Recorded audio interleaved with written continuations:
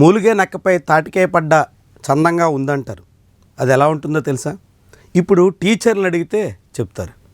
ఎందుకంటే టీచర్లు ఇప్పటికే తమకు పిఆర్సీ రావడం లేదని, ఐఆర్ అందడం లేదని, డిఏల మాటే లేదని, ఇతర పెండింగ్ వ్యవహారాలు ఏది పట్టించుకోవట్లేదని తీవ్రంగా సతమతమవుతున్నారు. ప్రభుత్వ తీరుతో అసంతృప్తి, అసహనం, వ్యతిరేకంగా మారిపోతున్నారు. ఇలాంటి టీచర్లకి ఇప్పుడు చంద్రబాబు సర్కారు ఆసక్తికరమైన టాస్క్ పెట్టింది. చాలా విడ్డూరం. ప్రభుత్వం కొత్త పథకాన్ని తీసుకొచ్చినప్పుడు అందరినీ భాగస్వాములు చేస్తాం అనడం తప్పు కాదు. కానీ ముందు భాగస్వామ్య బాధ్యత తీసుకోవలసినటువంటి ప్రభుత్వ పెద్దలు అందుకు సిద్ధం కావాలి. అందుకు అనుగుణంగా తామేమీ నిర్ణయాలు తీసుకోకుండా కింద స్థాయి సాధారణ ఉద్యోగులు, ఉపాధ్యాయులు అందరూ బాధ్యత తీసుకోవాలన్నట్టుగా చెప్తున్నటువంటి మాటలే ఇప్పుడు ఉపాధ్యాయుల్ని తీవ్రంగా కలచివేస్తున్న అంశం. చంద్రబాబు P4 పథకానికి శ్రీకారం చుడుతున్నారు. ఆగస్టు 15 నాటికి P4 స్కీమ్ని తెర మీదకు తీసుకురావాలని ముహూర్తం కూడా పెట్టేసుకున్నారు. దాని ద్వారా బంగారు కుటుంబాలుగా పేరు పెట్టినటువంటి పేదల్ని ఉద్ధరిస్తాం అని చెప్తున్నారు. పేదల ఉద్ధరణ కోసం మార్గదర్శులను ఎంపిక చేసే బాధ్యత ఉద్యోగులకు అప్పగిచ్చారు. కానీ ఉద్యోగులు ఆశించినంత మేర మార్గదర్శుల్ని సంపాదించలేకపోయారు. మార్గదర్శులు అంటే ఆ పేదల ఉద్ధరణ కోసం ఆర్థికంగా వాళ్ళకి సహకరించే బ్యాచ్ దొరకడం లేదు. దాంతో ఇప్పుడు చంద్రబాబు ప్రభుత్వం మరొక అడుగు ముందుకేసి ఉపాధ్యాయుల్ని మార్గదర్శులుగా మారండి అంటూ ఆదేశాలు ఇచ్చింది.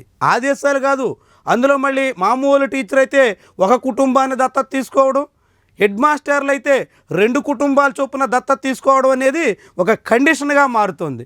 ఇలా దీన్ని కొన్ని జిల్లాల్లో ఇప్పటికే అమలు చేసేందుకు కలెక్టర్లు అత్యుత్సాహం ప్రదర్శిస్తున్నారు.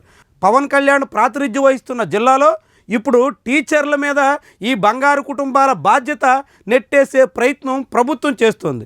దాంతో ఆ టీచర్లు పేదల కుటుంబాలని దత్తత తీసుకుని వాళ్ళను ఉద్ధరించాలంటే ముందు టీచర్ కుటుంబం స్థిరపడాలి కదా అనే మాట వినిపిస్తోంది. గడిచిన 3 ఏళ్లుగా పిఆర్సీ లేక, డిఏలు లేక, ఐఆర్ మాటే లేక అనేక రకాలుగా అవస్థలు పడుతుంటే ఏదో రీతిన కుటుంబాలు నెట్టుకొస్తుంటే ఇప్పుడు మళ్ళీ ఈ భారం మాకేంటి అన్నది ఉపాధ్యాయుల మాట. అందుకే అసలే మేము పుండు మీద ఇబ్బంది పడుతుంటే దాని మీద కారం జల్లిన సందంగా సర్కారు సాగుతోంది అనే మాట ఉపాధ్యాయుల నుంచి వినిపిస్తోంది. ప్రభుత్వానికి బంగారు కుటుంబాలను ఉద్ధరించాలన్న సంకల్పం ఉండొచ్చు. మార్గదర్శులు దొరకకపోతే దానికి అనుగుణంగా నిర్ణయాలు చేయాలి. ప్రభుత్వ పెద్దలు ముందు చొరవ చూపాలి. ఇప్పటి వరకు ముఖ్యమంత్రి చంద్రబాబు నాయుడు 250 కుటుంబాలని కుప్పంలో దత్తత తీసుకుంటాను అంటూ ప్రకటించారు.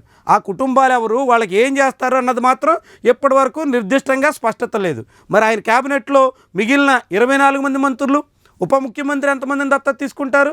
చంద్రబాబు నాయుడు తనయుడు నారా లోకేష్ విద్యాశాఖ మంత్రి ఎంతమందిని దత్తత తీసుకుంటారు?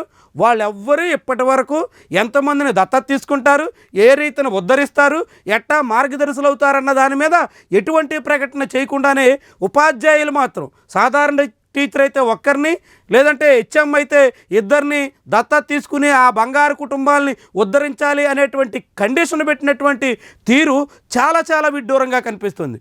ఎవరైనా మీరు సహాయం చేయండి, అక్కడ అలాంటి సమస్య ఉంది, దీనికి ఇలా ఆదుకోండి, అక్కడ అంత అవస్థ ఉందని అంటే ఎవరైనా ముందుకొస్తే ఔత్సాహికులతో సహాయం అందించాలి. కానీ ఇక్కడ కండిషన్ పెట్టి ఉపాధ్యాయుడింత, ప్రధాన ఉపాధ్యాయుడింత ఇలా తప్పనిసరిగా చెయ్యాలి అనేటువంటి రీతిలో షరతులు పెడుతున్నటువంటి వైనం చాలా విస్మయకరంగా కనిపిస్తోంది.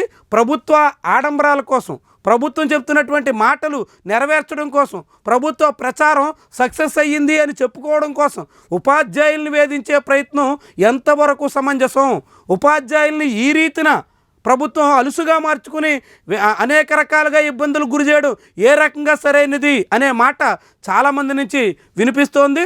ఇప్పటికే అసహనంతో ఉన్నటువంటి ఉపాధ్యాయులు మరింతగా రగిలిపోవడానికి కారణమవుతోంది. మరి ప్రభుత్వం ఇలాంటి నిర్ణయాలు, ఈ రీతిన ప్రకటనలు చేసే ముందు ఆలోచిస్తుందా?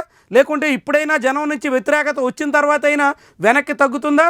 లేదంటే వ్యతిరేకత మరింత పెంచుకునే దిశలో అడుగులేస్తుందా? చూడాలి మరి.